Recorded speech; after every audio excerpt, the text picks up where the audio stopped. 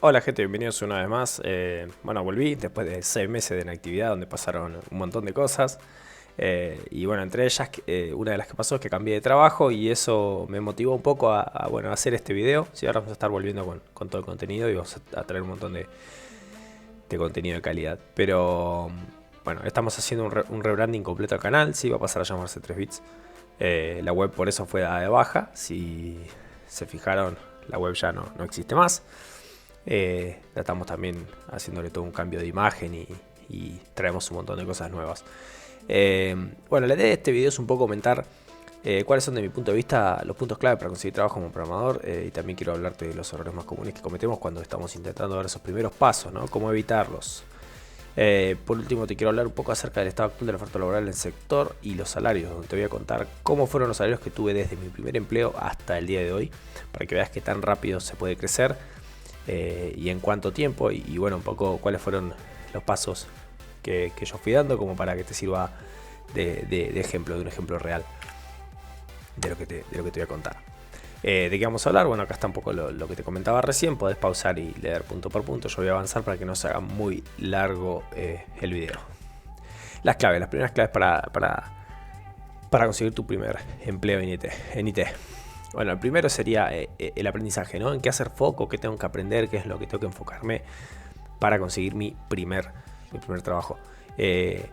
Mi mayor error en este punto fue que me puse a aprender un montón de lenguajes, ¿sí? Entonces mi primer consejo sería: no aprendas muchos lenguajes, sino enfócate en uno. Sucede mucho cuando estamos intentando conseguir trabajo como desarrolladores, empezamos a saltar de un lenguaje a otro, ¿sí? En mi caso empecé con Python, seguí con Java, JavaScript, C++, Go, Kotlin, ¿sí? Pasé por un montón de lenguajes y al final no terminaba aprendiendo ninguno a fondo, ni los frameworks en ninguno, ¿sí? Entonces la realidad es que, si bien no tiene nada de malo conocer varios lenguajes, vas a estar perdiendo el tiempo. Es mucho más productivo primero tomar un lenguaje, aprender a trabajar con él y con las tecnologías que el mercado requiere para ese lenguaje.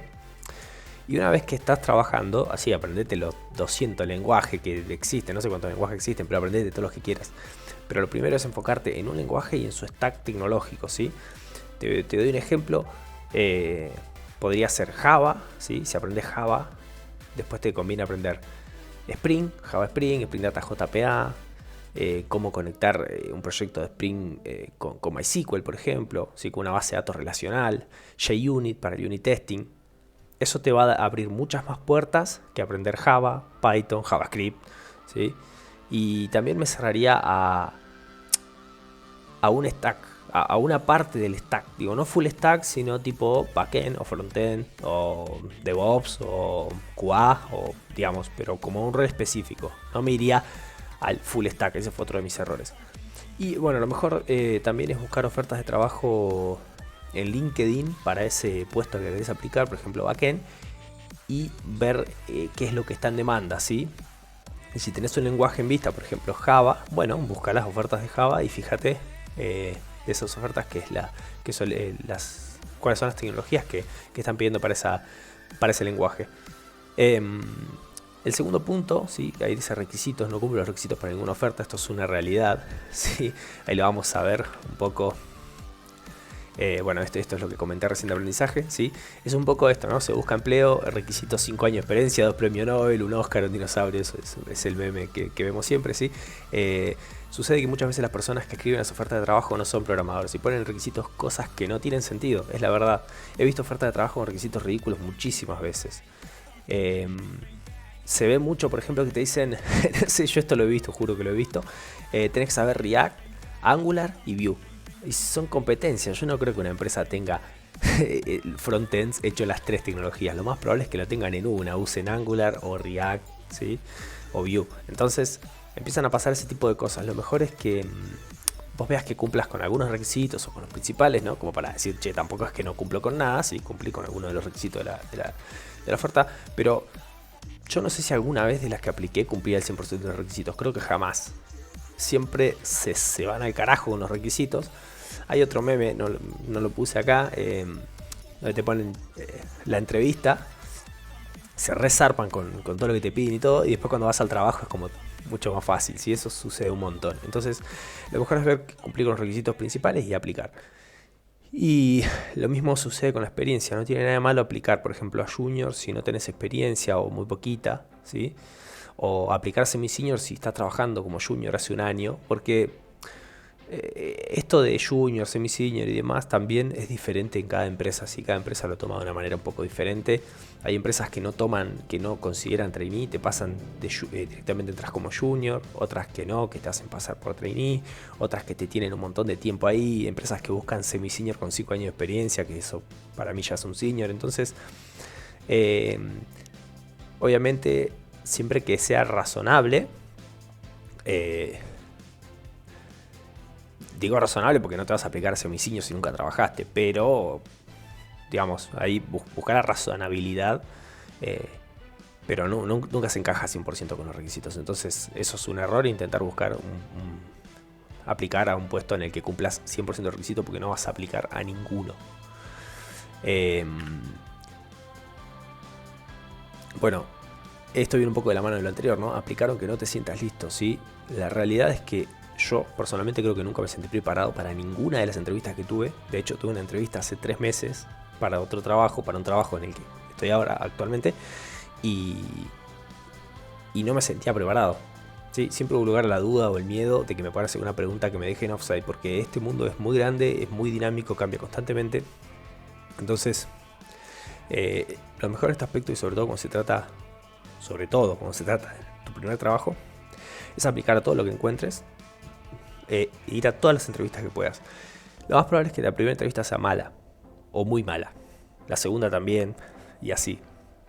Te van a preguntar cosas que no vas a saber, o te vas a poner muy nervioso, o te van a hacer un challenge en vivo, que eso es horroroso, y te vas a poner nervioso y no vas a poder resolver un ejercicio que quizás ya habías resuelto antes y que ya sabías cómo se hacía. Entonces, lo importante es tomar de cada entrevista tus puntos débiles, o sea, enfocarte en que te sirva. Si vas a rebotar en la entrevista, bueno, que te sirva para ver qué tenés que mejorar. Si la pasas también es bueno ver en qué estuviste flojo. Entonces, bueno, hacer todas las entrevistas posibles, aprender de la entrevista, ¿sí? Y mejorar.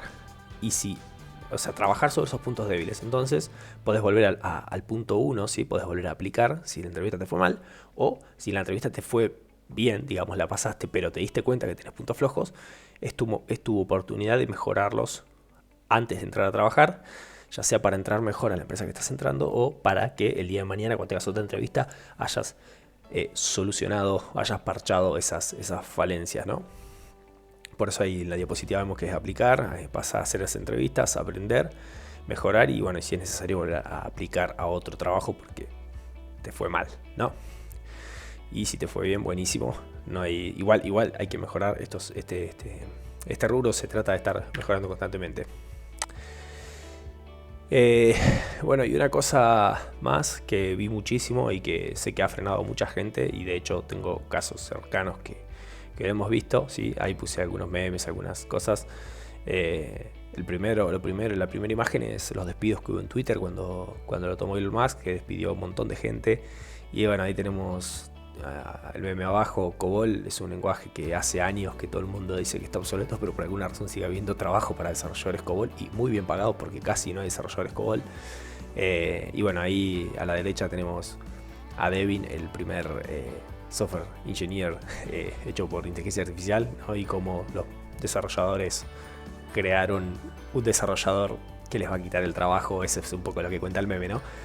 Y en este caso lo que te diría es que no te dejes llevar por los rumores, ¿sí? Todos escuchamos a la salida de la pandemia como las grandes empresas de tecnología estaban echando a todo el mundo, ¿sí? Y al haber tantos devs que ya tenían experiencia sin trabajo, no hay lugar para los nuevos, porque todos los puestos lo están ocupando gente con experiencia.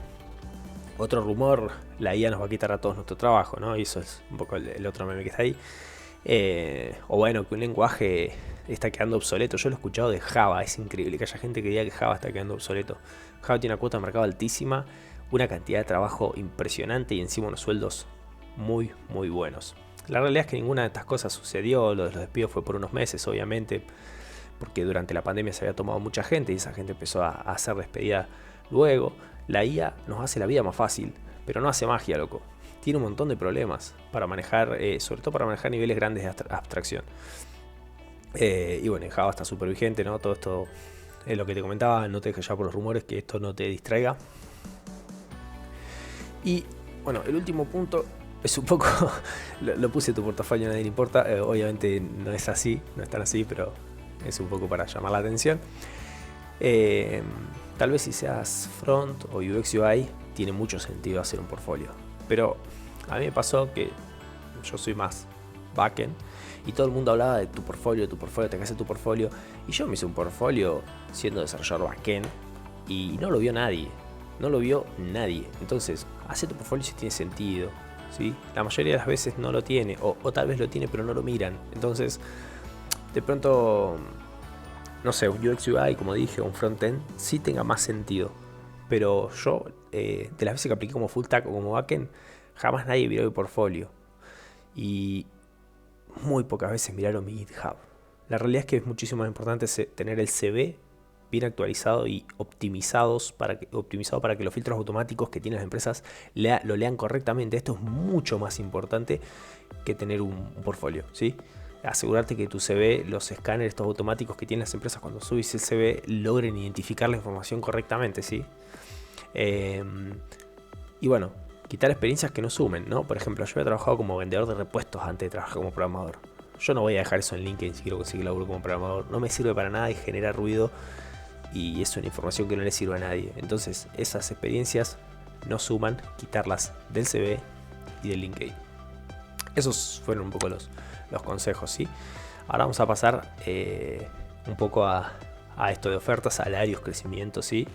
Y ahora cuando avancemos van a entender este número de 1000%. Bueno, el mercado IT está lleno de ofertas, ¿sí? Sobre todo en esta primera mitad del año. Es increíble como que las empresas cuando arranca el año como empiezan a contratar mucho más fuerte, y después se van quedando. La clave está en entrar al LinkedIn todos los días, aplicar a todo lo que más o menos tenga sentido aplicar, como comentamos ya anteriormente, ir a todas las entrevistas que se te presenten, y sobre todo si se trata de tu primer trabajo, te recomendaría que tomes cualquier oferta concreta que te hagan, aunque sea muy mala, ¿sí? Esto van a ver después. Ahora yo les voy a contar un poco mi experiencia. Van a ver que yo lo apliqué todo esto que les estoy comentando. No es que yo te digo, no es haz lo que yo digo y no lo que yo hago, ¿sí? Es clave lograr los primeros meses de experiencia. La diferencia entre la cantidad de ofertas que recibe alguien con al menos 6 meses de experiencia comparado con alguien sin experiencia es abismal. Yo recuerdo que cuando llevaba entre 6 y 8 meses de experiencia recibía varios mensajes de recruiters por mes en LinkedIn, sin estar buscando yo, ¿sí? Cuando no tenía experiencia tenía que andar yo persiguiéndolos. Cuando empezás a tener un poco de experiencia, ellos te están buscando a vos, ¿sí? El valor que te aporta esa primera experiencia es enorme. Además de que te enseña la metodología de trabajo, ¿sí? La clave es conseguir el primer trabajo lo más rápido posible y como sea. Hay mucha gente que de verdad no evita esto. Dice, no, yo tuve un trabajo como desarrollador, pero me querían pagar $400 al mes y yo con eso no hago nada. Está bien, hermano, pero sin trabajo haces menos, ¿sí? Entonces, metete a ese primer trabajo, hacete esos primeros 6 meses de experiencia y después vas a ver cómo vos vas a tener el poder. Porque ahí después vos vas a poder decir a la empresa, che, ¿me pagan mejor o me voy? Yo te voy a contar un poco cómo fue mi experiencia, ¿sí? Cómo fue mi experiencia en los primeros pasos en este mundo y cuáles fueron mis salarios. Como estamos en Argentina, en dólares, ¿sí? Los voy a pasar todos a dólares, al dólar de ese momento, para que veas cómo fueron salarios a nivel real. Si te los digo en pesos, los números no van a tener sentido. Y vas a ver que realmente comencé con un trabajo muy malo, muy mal pagado, desde muy abajo. Y otra cosa a recalcar es que no tengo estudios universitarios, ¿sí? Para que vean que si bien es súper útil y hace mucho al trabajo que puedes conseguir el tener estudios universitarios, no es 100% necesario. Bien, mi primera experiencia, que es la que vemos acá, totalmente a la izquierda, cobraba $280. Me ofrecieron $280. Vamos a ver que no llegué a trabajar ni siquiera un día, pero lo había aceptado y iba a ser mi primer trabajo. No empecé porque la fecha fue un poco adelantada y antes del primer día de trabajo conseguí otra cosa, pero lo primero era una startup de tarjetas de regalo, una cosa media rara. Y mi primera oferta formal, ¿sí? Para esta startup ingresaba como full stack. Me ofrecían trabajar como monotributista por horas, cobrando en pesos. Y un poco a la demanda que hubiera y bueno, el cálculo era que si trabajaba 8 horas de lunes a viernes podía ganar al mes $280 blue de ese momento, luego de haber pagado un tributo y porque me lo tenía que pagar yo. Y yo acepté este trabajo, que mucha gente no lo aceptaría. Como comenté, no llegué a ni siquiera a trabajar un día con ellos, porque me pusieron la fecha de inicio como un mes para adelante, una cosa así, y en ese mes conseguí otro trabajo. Pero yo había aceptado cobrar esto trabajando de esa forma y siendo monotributista. Así que para que vean que de verdad hay que aceptar, lo primero hay que aceptar lo que haya. Por suerte, conseguí mi segundo trabajo, que fue este salario de $500 que vemos acá, ¿sí? Que fue una consultora. De vuelta, $500 al blue de ese momento. En realidad ahí cobraba en dólares, o sea que ahí no había... cobraba efectivamente ya en dólares, así que ese no es que lo calculé al blue del momento, porque cobraba en dólares blue. Ahí empecé a trabajar como backend. Y a los 6 meses de estar trabajando en esta empresa fue que me empezaron a llegar propuestas de LinkedIn de recruiters, de diferentes recruiters que me escribían a mí para ofrecerme otros trabajos. Al ver esta situación, me empecé a presionar a la empresa para que me subieran el sueldo, ¿no? Y porque las ofertas ya que me llegaban por LinkedIn eran mucho mejores que mi sueldo, entonces empecé a presionar. Y a los 8 meses de estar trabajando en esta consultora y un poco resultado de mi buen desempeño y otro poco de la presión que estaba haciendo para que me subieran el sueldo por las ofertas que recibía, pasé a cobrar $1000, ¿sí? Le hice un 100% a mi sueldo. Y entonces a los 8 meses de haber empezado a trabajar como desarrollador, de este sueldo de $280 ya estaba cobrando $1000, ¿sí? Lo que ya era una locura para mí. Y bueno, estuve 2 años en esa consultora.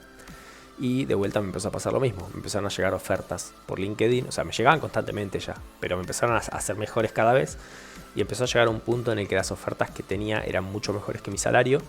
Y ya no valía la pena continuar en la consultora, ¿sí? Entonces empecé a presionar nuevamente por un aumento de sueldo. El aumento de sueldo nunca llegó. Estuve 3 meses presionando. Y decidí empezar a tener entrevistas con otras empresas. Ahí fue donde di este gran salto que vemos acá, que pasé a cobrar $2500 blue. Y esto fue porque logré entrar en una muy gran y buena empresa. Fui entrevistado y quedé. Y nada, mi sueldo pasó a ser $2500. Vemos que prácticamente le hice un 1000% a mi sueldo, ¿sí? En realidad lo que hice fue multiplicarlo casi por 10. Digo casi porque no fueron 250, sino que eran 280. ¿Sí? Hoy pasa a ser 2500. Estamos hablando de salarios netos, ¿sí? Lo que me queda en la mano. No es salario bruto. Así que nada, esto es un poco mi experiencia. Esto fue un poco cómo fue creciendo, ¿sí? Espero que esto le sirva a alguien, ¿sí? Y les cuento esto con 2 fines, ¿no? El primero es motivar a la gente que está intentando conseguir su primer empleo a que apliquen, a que intenten conseguir su primer trabajo, ¿sí? Y que consigan esa oportunidad lo antes posible, y que aunque sea mala hay que aceptarla. Es el primer paso y es la forma más rápida. Y el segundo es motivar a esa gente que por ahí está cobrando un poco en una empresa, ¿sí? Lleva un tiempo trabajando y le cuesta pedir aumento, ¿no? O se piensan que por ahí sienten síndrome del impostor o lo que sea. No, loco, el aumento hay que pedirlo. Si vos crees que sos capaz de conseguir un mejor salario, pedí el aumento, y si el aumento no está, entrevístate con otras empresas y te vas a sorprender con los saltos que puedes dar. Al fin y al cabo todos trabajamos para esto, ¿no? Para ganar plata, ¿no? Nos gusta nuestro trabajo, está todo perfecto, pero al fin y al cabo nuestro objetivo final es ganar plata. Así que nada, eso fue un poco lo que quería comentar. Te dejé acá un poco mi experiencia, y el canal va a mutar. Probablemente cuando suba este video todavía tenga la imagen vieja, pero va a pasar a llamarse, como te comenté, 3 bits. Así que pronto voy a estar publicando de vuelta a la web y vamos a estar viendo todo eso por acá. Nos vemos en un próximo video.